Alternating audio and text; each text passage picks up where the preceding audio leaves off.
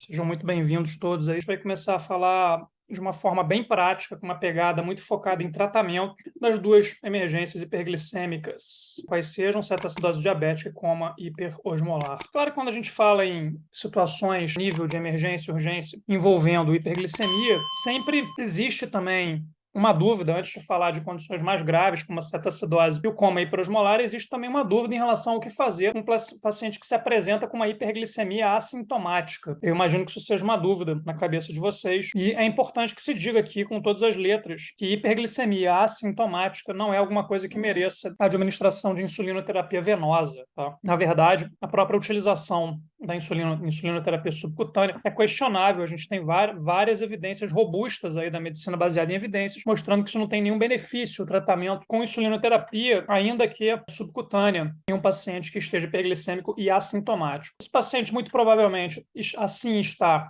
se ele está assintomático, porque ele está fazendo mau uso das medicações, né? Não está tratando o diabetes da maneira como deveria tratar. Então, a recomendação mais adequada é solicitar que ele procure de volta o seu ambulatório, seu médico, seu clínico, seu endocrinologista e retome o tratamento ambulatorial. Essa é a situação, é a conduta mais correta nessa situação tão comum em emergência e pronto-socorro. Há que se considerar o seguinte, né, que essa hiperglicemia ela pode também ser manifestação de alguma infecção subjacente. Então, é de bom tom rastrear, através de uma boa anamnese e exame físico, se não existe alguma infecção subjacente, que por vezes pode inclusive ser oligossintomática, né? Infecção urinária em paciente idoso pode ser um bom exemplo dessa condição. Mas, via de regra, a gente só vai, de fato, se preocupar e tratar as circunstâncias hiperglicêmicas no pronto atendimento, na emergência e na urgência, quando forem uma dessas duas que aqui estão, cetoacidose diabética, coma hiperosmolar. Eu começo mostrando para vocês aqui uma diferenciação muito prática, né, para que vocês consigam discernir e separar uma condição da outra, né, e começo dizendo uma coisa que não está nessa tabela, que a cetoacidose diabética é uma doença que não é exclusiva, mas ela é predominantemente uma doença de pacientes diabéticos tipo 1. O que esses pacientes têm de especial? Eles têm ausência de produção de insulina, eles não têm insulina. Então, a insulina circulante nesses pacientes, ela é zero. E vai decorrer disso daí que existe, né, uma ação contrarregulatória dos hormônios que contrarregulam a ação da insulina, produzindo glicose, mas mais do que isso, produzindo cetoácidos, porque como não existe insulina circulante, não há como a glicose produzida por glucagon, GH, noradrenalina, adrenalina, não há como essa glicose entrar nas células, né?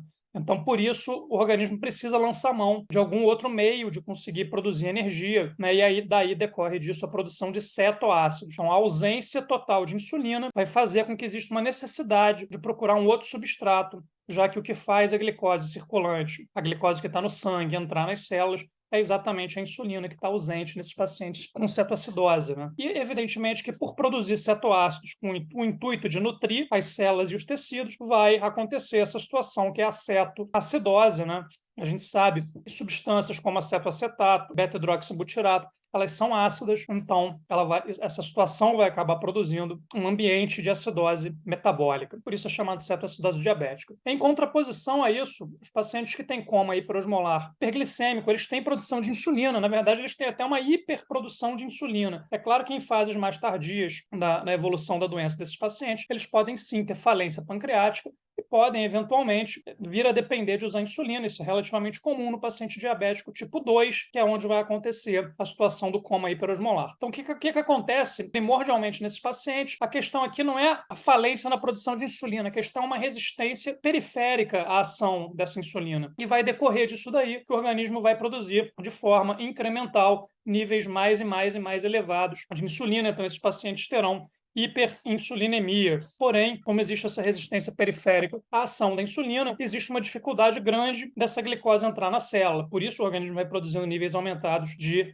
insulina. E por que a gente vai ver no coma hiperosmolar níveis geralmente muito mais elevados de glicemia do que na cetoacidose diabética? Exatamente porque existe a condição para a glicose entrar na célula, porém existe uma resistência periférica à ação de insulina. O que o organismo vai fazer como decorrência disso? Trabalhar com níveis mais e mais e mais e mais elevados de glicemia para tentar, de alguma maneira, através de um gradiente extracelular e intracelular, se sobrepor, vencer essa resistência que existe à ação periférica da insulina nos tecidos em geral, não somente, mas talvez especialmente no músculo. Então, essas são as principais diferenciações fisiopatológicas entre as duas condições.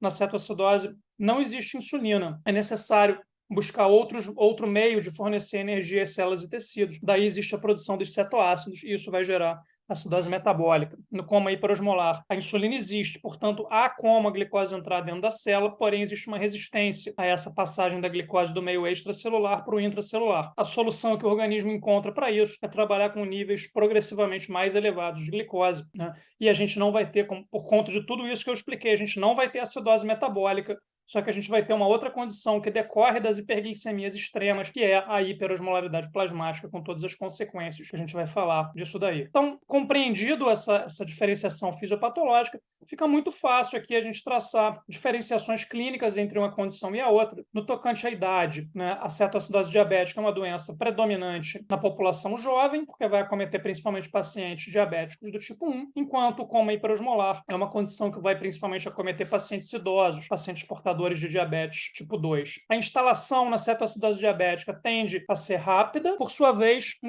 nos pacientes com coma hiperosmolar, ela será gradual. Pensem aqui no contexto clínico de instalação do coma hiperosmolar, pensem num paciente idoso que estava lá tratando seu diabetes e por um azar do destino, ele ou ela evoluíram com uma infecção, né, e isso descontrolou, né, o controle da doença, gerando aí um aumento, um incremento nessa resistência de insulina, que vai levar como consequência disso um aumento nos níveis de glicose sérica para tentar compensar essa resistência periférica, e daí o paciente vai deflagrar de uma forma gradual, é importante que se diga isso, o coma hiperosmolar. Os pacientes com cetoacidose diabética, eles frequentemente, mas não somente, abrem a sua doença, o seu diabetes tipo 1, com cetoacidose. Então, o sujeito vai de uma condição onde ele tinha insulina para uma condição onde ele rapidamente deixa de ter insulina. Por isso vai fazer cetoacidose, para poder nutrir órgãos e tecidos com cetoácido. O grau de desidratação, né, na cetoacidose ele vai ser leve a moderado, no coma hiperosmolar será intenso por causa da hiperosmolaridade. Né? A hiperosmolaridade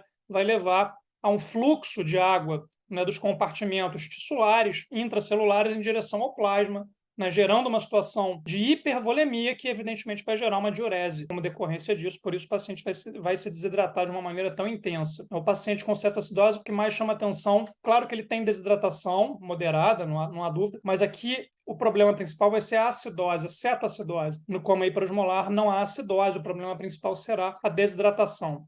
Como decorrência da acidose na cetoacidose diabética, o paciente vai ter aumento da frequência respiratória, aumento do volume minúsculo. Ele vai tentar compensar essa acidose metabólica, baixando o seu CO2, gerando uma situação de alcalose respiratória, que por vezes vai ser aquela respiração que a gente vai chamar de respiração de Kussmaul, né?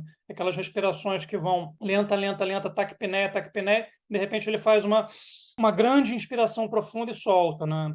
Não deixa de ser uma taquipneia, mas é uma taquipneia bem característica, bem específica. A respiração de Kussmaul não é exclusiva da cetoacidose, mais frequentemente isso é cobrado em prova de residência médica, de concursos em geral, como sendo algo que acontece na cetoacidose. Como o paciente com coma hiperosmolar não tem acidose, a sua respiração será, evidentemente, normal. É comum queixas abdominais na cetoacidose pela situação de acidose metabólica. Então, não é incomum que esse paciente tenha, por exemplo, náuseas e vômitos, ou até mesmo dor abdominal, né? Eventualmente, alguns autores vão, inclusive, colocar a cetoacidose diabética como uma causa de pseudo-abdômen agudo. Não sei se vocês já tiveram chance de fazer alguma questão sobre isso, mas é comum sintomas gastrointestinais e abdominais na cetoacidose, uma característica das situações de acidose metabólica, em especial a cetoacidose. O paciente com coma hiperosmolar não terá sintomas abdominais ou gastrointestinais. Nível de consciência na cetoacidose é normal, que a acidose metabólica, via de regra, não afeta o nível de consciência e o grau de desidratação, principalmente por esse motivo, é leve a moderado. Já o paciente com coma hiperosmolar, em função da sua muito pronunciada desidratação, ele vai ter normalmente rebaixamento de nível de consciência e também, como fator adicional aqui, em geral são pacientes idosos, que evoluíram para coma hiperosmolar por conta de um quadro infeccioso. Então é comum essa queixa de rebaixamento de nível de consciência na cetoacidose diabética. Então, eu acho que diante disso daqui, eu espero que vocês nunca mais tenham dificuldade em discernir essas duas emergências hiperglicêmicas uma da outra. Lembrando que toda essa diferenciação clínica ela vem de uma profunda compreensão da diferença fisiopatológica que eu expliquei no início desse slide aqui. Então, seguindo adiante, agora a diferenciação laboratorial, que decorre de toda essa explicação que a gente falou, né? A gente vai ter na cetoacidose níveis de glicemia elevados, sem dúvida, né? É uma emergência, afinal de contas, é uma emergência hiperglicêmica, mas não muito elevados. Aqui está acima de 250. No coma hiperosmolar, frequentemente vai ser acima de 600. Quando a gente está olhando ali com o hemoglucoteste, né? Furando o dedinho, vendo a glicemia capilar, por vezes os aparelhinhos nem vão conseguir medir, eles simplesmente vão dar high. High quer dizer, na maioria dos aparelhos, que está acima de 600. Na cetoacidose, o pH vai ser baixo, né? Existe acidose metabólica. Em contraposição a isso, no coma hiperosmolar será normal. Como decorrência disso, o bicarbonato menor que 18 na cetoacidose, normal no coma hiperosmolar. A osmolaridade plasmática, que é normal na cetoacidose, vai estar bem aumentada, acima de 320, lembrando que o normal é exatamente de 280 até 310, 315, então aqui está muito aumentado. E a gente vai ter também na cetoacidose cetonemia e cetonúria também, eliminação de cetoácidos na urina. E a gente não vai ter nada disso na situação do coma hiperosmolar. Então, dito isso, né, vamos colocar aqui que a base, antes de passar para vocês uma prescrição bem arrumada de como tratar esses pacientes, caso vocês venham a se deparar com eles já amanhã ou depois de amanhã, antes da gente arrumar isso de uma forma objetiva, eu acho que é importante falar que o tratamento, as bases do tratamento são essas três que aqui estão. Hidratação, reposição com cristalóides, em especial soro fisiológico, insulinoterapia na veia, né, venosa. Tem uma observação aqui, ó, observando o nível de potássio. A gente vai detalhar isso um pouco mais à frente. A gente só vai fazer insulinoterapia se o potássio estiver normal. E atenção ao tratamento dos fatores desencadeantes, em especial nos pacientes com coma hiperosmolar, tá? Então tá aqui, ó, a prescrição que eu sugiro para vocês, é essa que aqui está. Se amanhã vocês encontrarem no plantão de vocês alguém com cetoacidose ou coma hiperosmolar, o que vocês vão fazer? Vão fazer o que eu sempre digo como passo número 1, o MOVE. O que é MOVE? Monitorização multiparamétrica, oxigênio terapia, e veia, acesso venoso. Lembrando que o V, que corresponde ao acesso venoso do MOVE, também inclui solicitação de exames laboratoriais. MOVE, deitou no leito de emergência, MOVE mais dieta zero, mais cabeceira elevada. Sempre, né? Quem acompanha aqui as minhas aulas no YouTube, no Instagram, no Zoom, sabe que eu sempre vou falar que qualquer condição que mereça admissão no leito de emergência passará como primeira conduta por esse passo que aqui está como número 1, que é o MOVE, dieta zero, cabeceira elevada. Ponto pacífico em relação a isso. O que a gente vai fazer depois? Hidratação, a base do tratamento, foi até objeto de um quiz que a gente colocou ontem no Instagram. Tem muita coisa importante para fazer para esses pacientes, mas o essencial do tratamento passa pela hidratação venosa. Então, a gente vai começar fazendo milzão de soro fisiológico na veia, aqui em 1 hora. Eu botaria até um pouco menos, até em 30 minutos, faria até mais agressiva essa hidratação. E o passo número 3, né, que é o V do nosso MOVE, além do acesso venoso, solicitação de exames laboratoriais. Está aqui o que a gente vai querer pedir para esses pacientes. Hemograma completo, só de potássio, essencial. Gasometria arterial, evidentemente. Ureia, creatinina, fósforo, raio-x de tórax, EAS, raio-x de tórax, EAS, a gente já está aqui pensando. E aqui a questão do raio-x de tórax do EAS, a gente já está pensando aqui na observação, na detecção de fatores desencadeantes, em especial aqui infecções respiratórias, pneumonia, infecção urinária. Então, feito tudo isso aqui, MOVE, dieta zero, cabeceira elevada, começou uma hidratação já um pouco mais agressiva. Colheu exames, passo seguinte. Lembra que a gente falou dos 3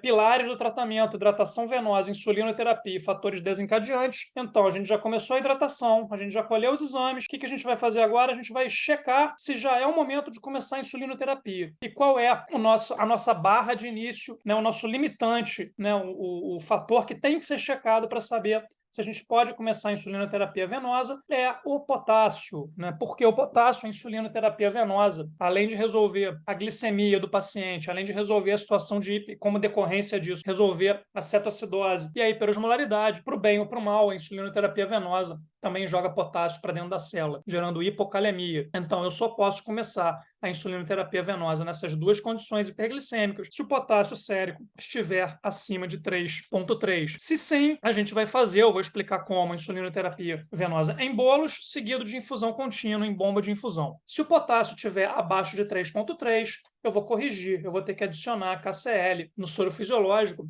Aqui, o mais usual, o mais recomendado é que a gente adicione uma ampola de KCl, 19,1%, são 10 ml, em cada etapa de hidratação, em cada soro fisiológico que a gente vai administrar. E a insulinoterapia só vai entrar quando esse potássio estiver acima de 3,3. Depois que a gente correu primeiro esses 1.000 ml iniciais aqui, a gente vai ter que checar também, né? O laboratório já ficou pronto, a gente também vai ter que checar o sódio. A gente checa o potássio para saber se pode começar a insulinoterapia e a gente checa o sódio para saber o que a gente faz depois desses 1.000 ml iniciais de soro fisiológico. Então, observem aqui, se o sódio estiver abaixo de 135, que é o limite inferior da normalidade, a gente vai seguir fazendo mais uma etapa de 500 ml de soro fisiológico a 0,9%. Se esse sódio estiver acima de 135, eu vou fazer mais uma etapa de 500 ml, porém esse soro fisiológico será 0,45%. Como é que a gente faz isso? Muito simples. Só pegar 250 ml de soro a 0,9 e mandar adicionar, pedir que a enfermagem adicione 250 ml de água para diluição de água destilada. Então, a próxima etapa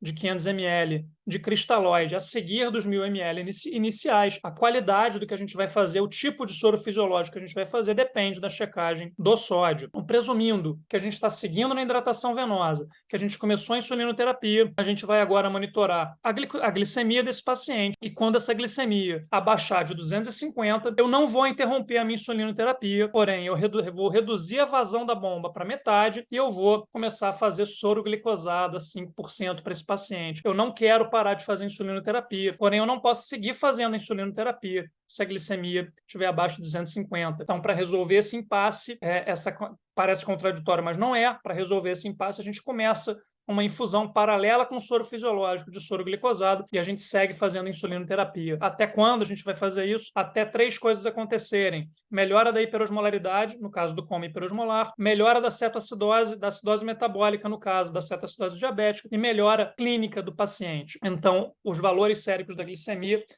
não guiam de forma nenhuma a interrupção da insulinoterapia. Então, algumas observações que são importantes da gente fazer. Aqui, ó, muito importante, eu falei em sódio, eu falei da checagem do sódio, para saber, após os 1.000 ml iniciais, que tipo de soro fisiológico a gente iria fazer, e eu disse que o corte é exatamente o valor de 135 de sódio, porém é importante que se diga que não é o sódio que você lê na tirinha do exame laboratorial, é o sódio corrigido. Por que isso tem que ser feito dessa maneira? Porque situações de hiperglicemia extrema, principalmente no coma hiperosmolar, vão gerar uma diluição do sódio sérico, né? A hiperosmolaridade, por puxar líquido para dentro do plasma, na hora que você vai dosar laboratorialmente, você vai ter um viés, você vai ter um erro laboratorial ali que vai fazer com que esse sódio seja menor do que de fato ele realmente é. Então, isso tem que ser corrigido. E como é que ele é corrigido? Tem uma fórmula para isso aqui. A fórmula é essa que aqui está, sódio corrigido igual sódio mais 0,016, abre parênteses, glicose menos 100. Dá para simplificar essa fórmula de uma maneira muito, muito mais simples do que isso. Esse 0,016 pode virar 0,2, e aqui glicose menos 100 é muito fácil de entender. Por exemplo, se a glicemia do paciente for 500, então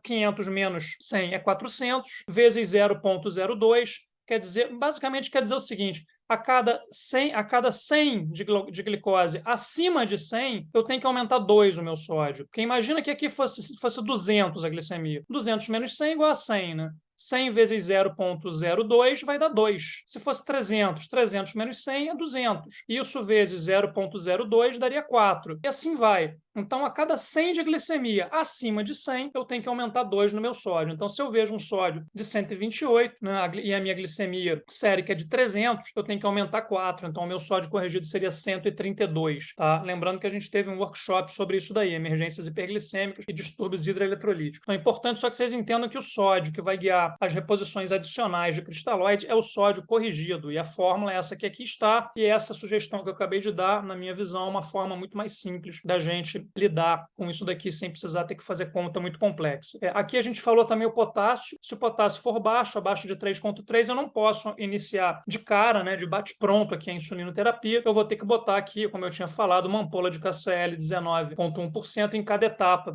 do soro fisiológico até que o potássio suba para cima de 3,3 e eu possa começar a fazer a minha insulinoterapia. Observem também que o potássio aqui no meio da faixa da normalidade, 3,4 até 5, cada etapa de cristalóide que entra também terá uma reposição de KCl, porém meia ampola em cada etapa. E por fim, como montar a bomba de insulinoterapia? É bem fácil fazer, tá? Tá aqui, ó, como é que eu vou fazer? Eu quero que a minha solução de 100 ml tenha 1 unidade por ml. Como é que eu faço isso? Muito fácil. Vou colocar 1 ml de insulina, é a seringa inteira de insulina. Ali eu vou ter 100 unidades. Vou jogar isso em 100 ml de soro fisiológico. Pronto. Vou ficar com uma solução que tem 1 unidade por ml. Faço um bolos muito simples também, de 0,1 unidade por quilo. Então, se o sujeito tiver 70 quilos, serão 7 unidades, ou seja, 7 ml dessa solução, seguido da mesma vazão, só que por hora. Então, se eu fiz 7 ml em bolos, eu vou seguir fazendo 7 ml hora. Até quando? Até a glicemia estar em 250. Está aqui, ó, 250. Quando eu vou baixar